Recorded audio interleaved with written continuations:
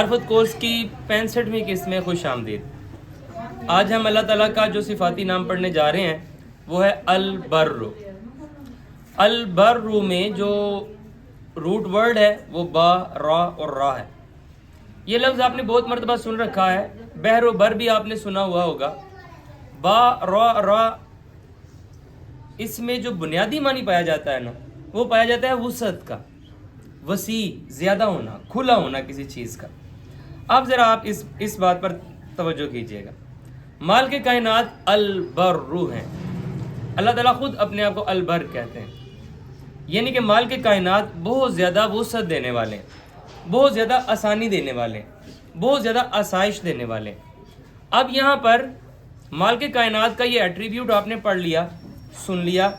اللہ تعالیٰ کا یہ صفاتی نام پڑھنے کے بعد سب سے پہلے تو آپ کو یہ میں بتانا چاہوں گا کہ مال کے کائنات نے پورے قرآن الحکیم میں اپنا یہ نام غالباً ایک ہی مرتبہ استعمال کیا ہے، اور پتہ ہے وہ کس کی زبان سے کیا ہے؟ آپ کی اور میری۔ آپ ذرا دیکھیے کہ ہم کب اور کس وقت مال کے کائنات کو البر کہہ کر پکاریں گے۔ قرآن الحکیم میں چلتے ہیں۔ پہلے صرف میں آپ کو ترجمہ ہی بتاؤں گا، سورۃ طور آیت نمبر 22 سے پڑھنا شروع کر رہا ہوں۔ اللہ تعالیٰ فرماتے ہیں کچھ ایسے لوگ ہیں جو مال کے کائنات کے سچی مچی وفادار ہیں، جب وہ جنت میں پہنچ جائیں گے ان کی خصوصیت یہ ہوگی کہ یہ مال کے کائنات کے بندے رہیں گے، اور یہ اولاد کی بھی ایسی تربیت کریں گے کہ وہ بھی مال کے کائنات کا بندہ بنیں گے۔ یہ دو خصوصیات بتانے کے بعد اب اللہ تعالیٰ کہتے ہیں جب یہ جنت میں جائیں گے ہم ان کو ہر طرح کے پھل اور گوشت، جس چیز کا ان کا جی چاہے گا ہم ان کو عطا کرتے رہیں گے۔ پھر اللہ فرماتے ہیں، پتہ ہے ایک سین اللہ تعالیٰ دکھاتے ہیں یہاں پر۔ اللہ تعالیٰ فرماتے ہیں یتنازعون فیہا کأسا، یہ ایک دوسرے سے شراب کے پیالے چھین رہے ہوں گے، لیکن لا لاغون فیہا ولا تأثیم، اس میں کوئی لغو بات نہیں، کوئی گناہ گاری کی بات نہیں، یہ بس محبت کا ایک عنصر ہوگا۔ شراب وافر ہوگی، جو وہ پی رہے ہیں جام وہ وافر ہوگا، تھوڑا نہیں ہے کہ وہ اس لیے چھین رہے ہیں، بس اٹکیلیاں کر رہے ہیں، مزے کر رہے ہیں، انجوائے کر رہے ہیں۔ اس انجوائبل ماحول کو بیان کرنے کے بعد اللہ تعالیٰ فرماتے ہیں وَيَطُوفُ عَلَيْهِمْ غِلْمَانٌ لَهُمْ كَأَنَّهُمْ لُؤْلُؤٌ مَّكْنُونٌ، ان کو ایسے غلمان، ایسے حسین نوکر عطا کیے جائیں گے۔ آپ کے ساتھ بیٹھنے والوں کے حسن کا کیا تذکرہ کیا جائے، مال کے کائنات کے حسن کا کیا تذکرہ کیا جائے، آپ وہاں پر کیا حسین ہوں گے اس بات کا کیا تذکرہ کیا جائے۔ اللہ تعالیٰ کہتے ہیں جو آپ کو غلمان ملیں گے نا، جو آپ کو لڑکے آپ کے گرد و نواح گھومنے کے لیے ملیں گے، جو آپ کو ویٹرز ملیں گے، وہ بھی ایسے بلا کے خوبصورت ہوں گے گویا آپ نے کبھی دیکھا ہی نہ ہو۔ تو اس سے اوپر والی چیزیں تو چھوڑ ہی دیجیے۔ پھر اللہ تعالیٰ فرماتے ہیں یہ لوگ آپس میں پھر ایک دوسرے سے پتہ ہے کیا باتیں کریں گے، ایک دوسرے سے حالات پوچھیں گے، تم دنیا میں کیسی زندگی بسر کر کے آئے ہو، تم دنیا میں کیسے رہتے تھے، یہاں تو چلو مال کے کائنات نے مزے کرا دیے، دنیا میں زندگی کیسی تھی۔ اور یہ اب ان کا ذرا جواب سنیے، وہ کہیں گے قالوا انا كنا قبل فی اہلنا مشفقین، دنیا میں تو ہم اپنے اہل سے، اپنے گھر والوں سے، اپنے معاشرے سے، اپنے نام نہاد علماء سے، اپنے سو کالڈ اسلامی قانون سے دب کے ہی رہے ہیں۔ وہاں پر تو کھل کے مال کے کائنات کی بندگی کرنا مشکل تھا، وہاں پر تو باہر کے اب ڈر کے رہنا پڑا، لیکن فمن اللہ علینا ووقانا عذاب السموم، لیکن وہ 4 دن کی زندگی تھی، گزر گئی۔ مال کی کائنات کا شکر ہے اس نے ہم پر فضل کر دیا، اس نے احسان عظیم کیا اور ہمیں سموم سے بچا لیا، یعنی جہنم تو چھوڑیے، جہنم سے جو گرم ہوا نکل رہی ہے نا اس سے بھی بچا لیا۔ یہ اتنی کریکٹرسٹک بیان کرنے کے بعد اب اللہ تعالیٰ فرماتے ہیں کہ یہ جو جنت میں آپ اور میں جب بیٹھے ہوں گے ایک دوسرے کو دنیا کے حالات سنانے کے بعد کہیں گے انا کننا من قبل ندعوہ، ہم تو دنیا میں بھی اسی کو پکارا کرتے تھے، انہ هو البر الرحیم، وہ بڑی وسعت دینے والا ہے، وہ بڑا ہی رحم کرنے والا ہے۔ وہ جب کسی پر رحم کرنے پر آ جاتا ہے پھر وہ رحم کی انتہا کر دیتا ہے۔ انتہا تو آپ کی اور میرے اینڈ سے ہے، مال کے کائنات کے رحم کو کیا انتہا، وہ تو بے انتہا ہے۔ یہاں پر ہم نے کہا البر، وہ بڑی وسعت دینے والا ہے۔ وسعت کا مطلب ذرا آپ کو پہلے بھی پتہ ہی ہے، چلیں مزید سمجھ لیجیے۔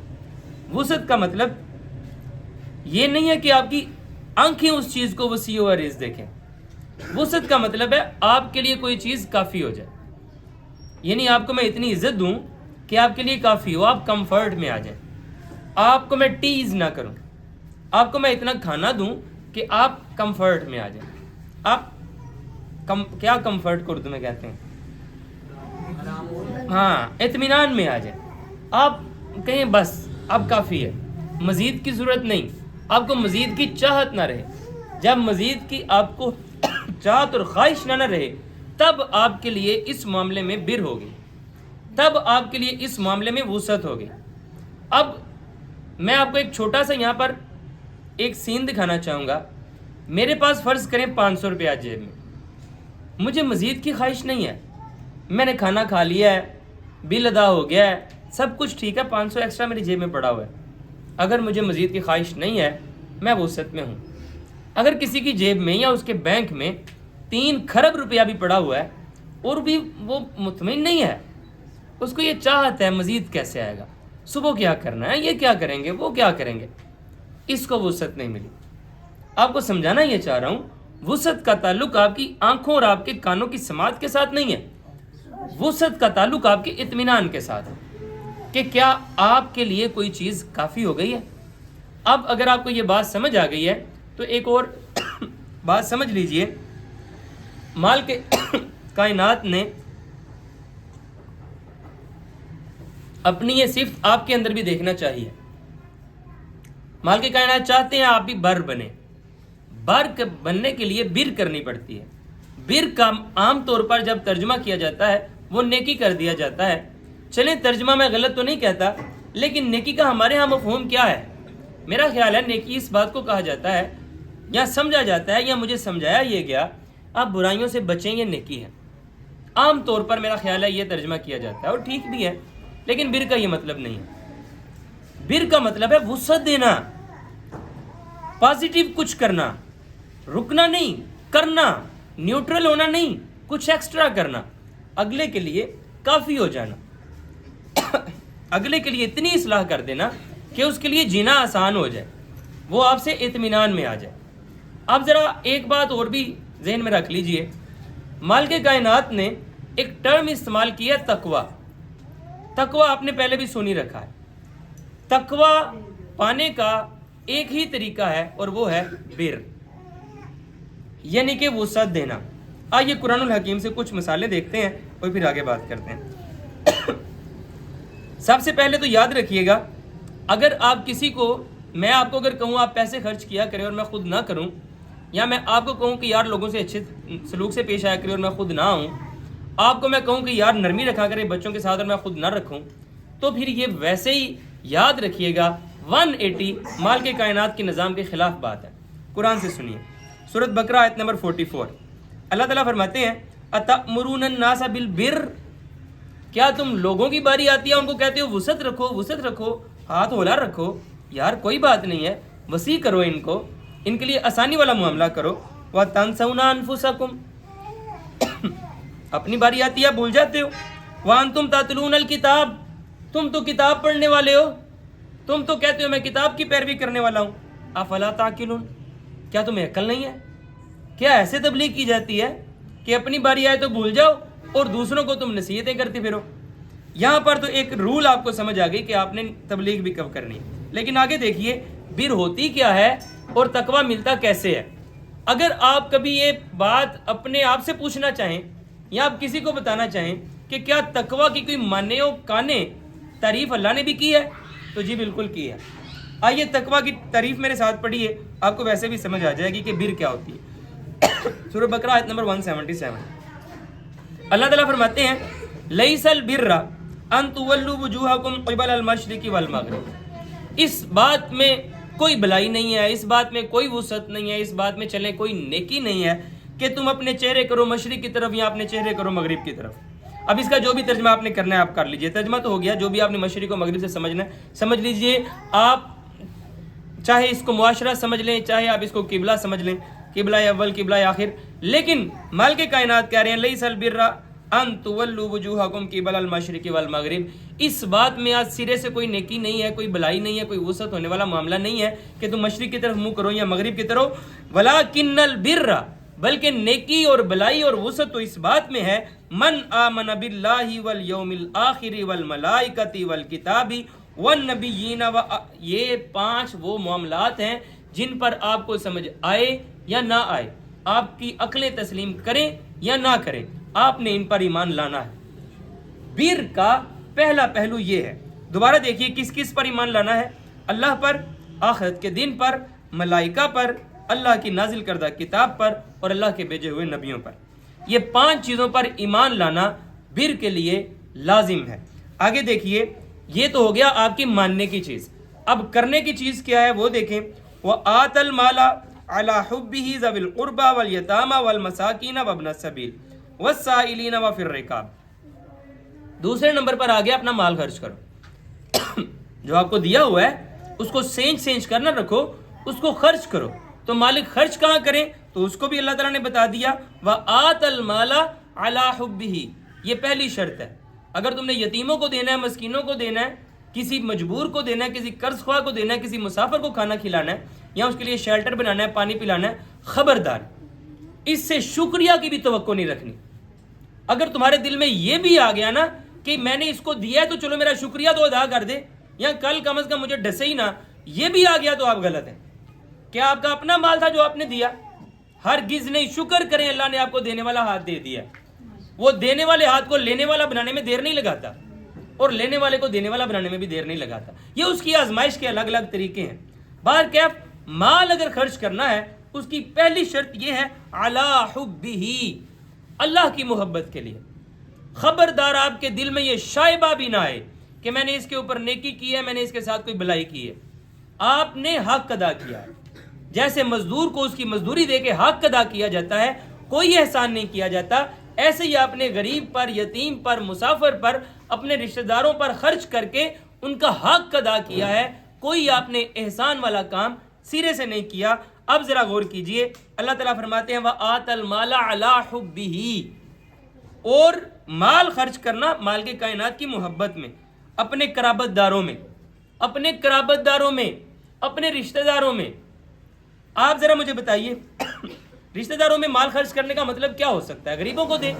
جو آپ کے رشتہ دار غریب ہیں چلیں انہیں سٹینڈ کر دیں, بس نہیں. یہ اس کا ایک اسپیکٹ ہے. اس کا بنیادی مطلب یہ نہیں ہے. بنیادی مطلب ہے ذوی القربا. تو پھر ذوی القربا جو آپ کے قرابت دار ہیں, جو آپ کے بہن بھائی ہیں, جو آپ کے کزنز ہیں, آپ کے چاچے تائے مامے ہیں, آپ کے قریبی دوست بھی اسی میں ہیں, جو آپ کے قرابت دار ہیں ان پر خرچ کریں. ان کے مجبور ہونے کا نہ ویٹ کریں کہ وہ کبھی گر جائیں, ان کو کوئی کام نہ ملے, وہ غریب ہو جائیں, وہ بھوکے مرے تو ہم جا کے روٹی دیں. نہیں نہیں, ذوی القربا میں یہ والی شرط نہیں ہے. ذوی القربا کا مطلب ہے آپ اپنی قربت بڑھائیں. آپ اپنے بھائی کو, اپنی بہن کو ملنے جائیں, تحفہ لے کر جائیں. کوئی تہوار آ جائے آپ وہ اس کو دیں, اس کو دعوت پر بلائیں, اس کے ساتھ باہر جائیں. اس کا مقصد اس کی غربت کو دور کرنا نہیں ہے. اس کا مقصد اس کے ساتھ اپنی قربت کو قائم کرنا ہے, اس کے دل میں اپنی محبت اجاگر کرنا ہے. یہ بات یاد رکھیے گا. یہاں پر بڑی مس مینیپولیشن ہو جاتی ہے کہ میں مال یہ تو ٹھیک ٹھاک ہے, اس پر کیوں خرچ کروں؟ اس لیے خرچ کرو کہ وہ ذوی القربا میں ہے, وہ تمہارا بھائی ہے, تمہاری بہن ہے. یہاں پر شیطان ایک اور بڑی عجیب کھیل کھیل جاتا ہے. وہ کہتا ہے جب مجھ پر ماڑے حالات تھے, یہ تو میرے ساتھ نہیں کھڑا ہوا تھا, تو میں کیوں کھڑا ہوں؟ تو بالکل تم نے ثابت کر دیا تم اللہ کے بندے نہیں, تم اس کے بندے ہو.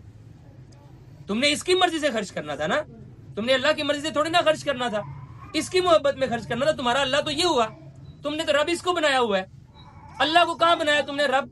اگر تو اعلیٰ حب ہی ہے, اگر اللہ کی محبت میں آپ اللہ کے لیے خرچ کر رہے ہیں, پھر کیا فرق پڑتا ہے اس نے آپ کے ساتھ اچھا سلوک کیا کہ نہیں کیا؟ اس نے برا سلوک کیا, اس نے اپنا جواب دینا ہے. آپ نے اچھا سلوک کیا, آپ نے اللہ سے صلہ پانا ہے. اس کا کوئی سرے سے لنک نہیں ہے کہ میرے برے حالات میں آپ میرے ساتھ کیسے کھڑے تھے یا نہیں تھے. اس کا جواب آپ نے دینا ہے. جب میرے پاس خرچ کرنے کے لیے ہے, میں نے کیا کہ نہیں کیا, اس کا جواب میں نے دینا ہے. تو اس کا اگلے کے بیہیویئر کے ساتھ کوئی لنک نہیں ہونا چاہیے. علی حبہ, مال کے کائنات نے آپ کو یہ بتانے سے پہلے کہ کہاں خرچ کرنا ہے, یہ کنڈیشن, یہ شرط لگائی ہے, اللہ کی محبت میں خرچ کرنا ہے. جب آپ اللہ کی محبت میں خرچ کریں گے تو اس بات سے بے نیاز ہو جائیں گے آپ کے ساتھ کیا سلوک ہوا, کس نے کیا سلوک کیا, وہ اچھا ہے یا برا ہے, وہ ماڑا ہے کہ تگڑا ہے. اتنا کافی ہے, تمہارا قرابت دار ہے تو تم نے اپنی قربت کو بڑھانا ہے. یہ لازمی ہے. جب آپ اپنی قربت کو ان کے ساتھ بڑھائیں گے, اگر مال کے کائنات کی عطا سے آپ اللہ کے سپاہی ہیں تو وہ بھی آپ کے ساتھ سپاہی بننے کے بڑے چانسز بن جائیں گے. بہر کیا یہ مال خرچ کرنے کی پہلی جگہ ہے.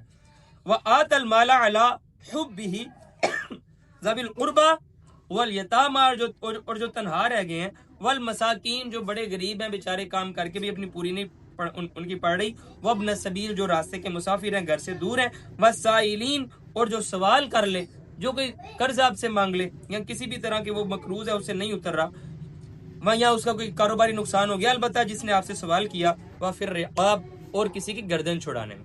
آج کے دور میں کوئی غلام نہیں ہوتے، آج کے دور میں گردن اگر کسی کی چھڑانی ہے تو اس کے قرض سے چھڑائیے، وہ کسی کے اگر بیچارہ آ گیا داڑ تھلے انہوں کاٹ دیو، تو یہ اس کے البتہ گردن چھڑانے کا مطلب ہے۔ تو آپ نے غور کیا بر کے لیے سب سے پہلے نمبر پر کیا ضروری تھا؟ آپ کی عقلوں میں آئے یا نہ آئے، ان 5 چیزوں پر ایمان رکھنا ہے جو اللہ نے کہی ہیں۔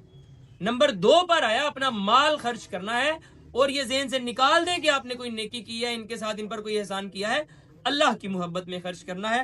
نمبر 3 پر آتا ہے وَأَقَامَ الصَّلَاةَ، نمبر 4 پر آتا ہے وَآتَ الزَّكَاةَ۔ وہاں تو سارا پہلے ہی خرچ کر دیا، وَآتَ الزَّكَاةَ۔ چلیں بہرحال وَأَقَامَ الصَّلَاةَ، صلاۃ قائم کریں، وَآتَ الزَّكَاةَ اور زکوٰۃ ادا کرتے رہیں، وَالْمُؤْفُونَ بِعَهْدِهِمْ إِذَا عَاهَدُوا، جب آپ کوئی عہد کریں تو اس اپنے عہد کو پورا کریں، وَالصَّابِرِينَ فِي الْبَأْسَاءِ وَالضَّرَّاءِ وَحِينَ الْبَأْسِ، آپ کسی مشکل میں ہیں، کسی تکلیف میں ہیں یا حالت جنگ میں ہیں، صبر کریں۔ اولئک الذین صدقوا، جنہوں نے یہ 8 کام کر لیے، یہ ہیں جو اپنے دعوی ایمان میں سچے لوگ ہیں۔ وَأُولَئِکَ هُمُ الْمُتَّقُونَ، یہ ہیں، اللہ ڈیفینیشن کر رہا ہے، وَأُولَئِکَ هُمُ الْمُتَّقُونَ، یہ ہیں متقی لوگ۔ یعنی کہ بر کرنے سے تقوی ملتا ہے، بر کرنے سے اگلے کو آسائش ملتی ہے۔ اب ذرا آگے دیکھیے مزید اللہ تعالیٰ ارشاد فرماتے ہیں سورہ بقرہ آیت نمبر 189 میں، اللہ تعالیٰ فرماتے ہیں وَلَيْسَ الْبِرَّ بِأَن تَأْتُوا الْبُيُوتَ مِن ظُهُورِهَا وَلَكِنَّ الْبِرَّ مَنِ اتَّقَىٰ۔ چلیں میں اس کا لفظی ترجمہ کروں تو اس میں کوئی نیکی کی بات نہیں ہے تم گھروں کے پچھواڑوں سے آؤ، نیکی تو اس میں ہے کہ تم تقوی اختیار کرو۔ اب یہاں پر آپ چلیں چاہیں تو آپ رکھ لیجئے، آپ لفظی ترجمے میں چلے جائیے کہ وہ لوگ تھے، کوئی مشرکین مکہ تھے، وہ گھر کے پیچھے سے آیا کرتے تھے، ٹھیک ہے، لیکن بات کیا ہو رہی ہے؟ اللہ تعالیٰ آپ کو کہہ رہے ہیں آپ کی رسم و رواج میں کوئی نیکی نہیں ہے، نیکی اس میں ہے کہ اللہ کا تقوی اختیار کرو۔ تم نے کیا معیار بنا لی ہیں، میں نے گھر سے نکلنا تو واپس بوئے سے نہیں بڑھنا، یہ چھوڑو، تم نے جو معیار بنائے ہیں وہ تمہارے ہیں، مال کے کائنات کا ایک ہی معیار ہے، تقوی اختیار کرو، اسی میں بلائی ہے، اسی میں وسعت ہے۔ مزید اللہ تعالیٰ فرماتے ہیں میں تمہیں ایک بات بتاؤں، لن تنالوا البر حتی تنفقوا مما تحبون، تم ہرگز بر کو پہنچ ہی نہیں سکتے، تم ہرگز وسعت پیدا کر ہی نہیں سکتے، تم ہرگز دوسروں کے لیے آسائش کر ہی نہیں سکتے، حتی تنفقوا مما تحبون، حتیٰ کہ تم وہ چیز نہ خرچ کر دو جس کے ساتھ تمہیں محبت ہے، وہ آپ کا مال ہے، وہ آپ کی عزت ہے، وہ آپ کا وقت ہے جو آپ کو عزیز ہے۔ پھر اللہ تعالیٰ فرماتے ہیں وَمَا تُنْفِقُوا مِنْ شَيْءٍ، جو ذرا برابر بھی تم خرچ کر رہے ہو نا، فَإِنَّ اللَّهَ بِهِ عَلِيمٌ، اللہ تعالیٰ کو خوب اچھی طرح پتہ ہے تم کیا خرچ کر رہے ہو۔ یہ اللہ تعالیٰ نے آپ کو بر پانے کا ایک کلیہ بھی بتا دیا ہے، اور صرف ایسا ہی نہیں ہے کہ آپ نے صرف بر کرنی ہے کرنی ہے کرنی ہے، نہیں، صرف اپنی ذات تک آپ نے نہیں رہ جانا۔